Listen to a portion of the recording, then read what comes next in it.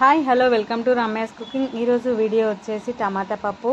నేను చేసే ప్రాసెస్లో మీరు ట్రై చేయండి, మీకు చాలా బాగా నచ్చుతుంది. ఈ టమాటా పప్పు అనేది వేడివేడి అన్నంలోకి చాలా బాగుంటుంది. ముందుగా కావాల్సినవి ఒక ప్రెషర్ కుక్కర్లో 250 గ్రామ్స్ కందిపప్పు తీసుకొని నీట్గా వాష్ చేసుకొని పక్కన ఉంచుకోవాలి. తర్వాత సన్నగా కట్ చేసి పెట్టుకున్న టమాటా ముక్కలు, అలాగే పచ్చిమిర్చి, కొద్దిగా కరివేపాకు, దాంతోపాటు కొద్దిగా కొత్తిమీర కూడా వేసుకొని కొద్దిగా పసుపు కూడా వేసుకోవాలి. ఇప్పుడు తగినన్ని వాటర్ వేసుకొని మనము మూత పెట్టి పక్కన ఉంచుకోవాలి. ఇప్పుడు స్టవ్ వెలిగించుకొని మనమైతే కుక్కర్ పెట్టి కందిపప్పు అనేది 3 విజిల్స్ వచ్చేదాకా ఉడికించుకోవాలి. ఇప్పుడు మనకు 3 విజిల్స్ వచ్చినాయి. ఇప్పుడు మనం స్టవ్ ఆఫ్ చేసుకోవాలి. ఆఫ్ చేసుకున్న తర్వాత ప్రెషర్ కుక్కర్లో ఉన్న ఎయిర్ అంతా పోయిన తర్వాతనే మనం మూత అనేది ఓపెన్ చేయాలి.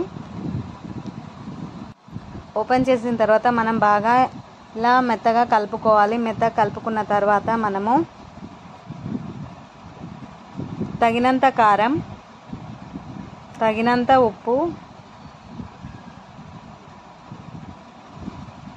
వేసుకొని కొద్దిగా మనము తగినంత చింతపండు మనకు ఎంత కావాలో అంత వేసుకొని బాగా కలుపుకోవాలి. ఇప్పుడైతే మళ్ళీ స్టవ్ వెలిగించుకొని తాలింపు కోసం మనమైతే ఒక గిన్నె పెట్టుకోవాలి. గిన్నె వేడైన తర్వాత మనము తగినంత ఆయిల్ కూడా వేసుకొని, ఆయిల్ వేడయ్యాక కొద్దిగా ఆవాలు, జీలకర్ర, అలాగే వెల్లుల్లి కూడా వేసుకొని కొద్దిగా కరివేపాకు కూడా వేసుకొని బాగా ఫ్రై చేసుకోవాలి. ఇలా ఫ్రై చేసుకున్న తర్వాత ఒక 1/2 స్పూన్ పసుపు కూడా వేసుకొని పచ్చివాసన పోయేంత వరకు బాగా కలుపుకున్న తర్వాత మనం పక్కన పెట్టి ఉంచుకున్న కందిపప్పు కూడా వేసుకోవాలి.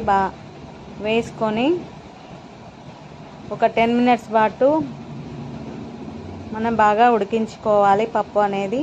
ఇలా ఉడుకుతున్న టైంలో మనము కొత్తిమీర కూడా వేసుకొని ఒక 2 మినిట్స్ పాటు ఉడికించుకుంటే అంతే, టమాటా పప్పు రెడీ.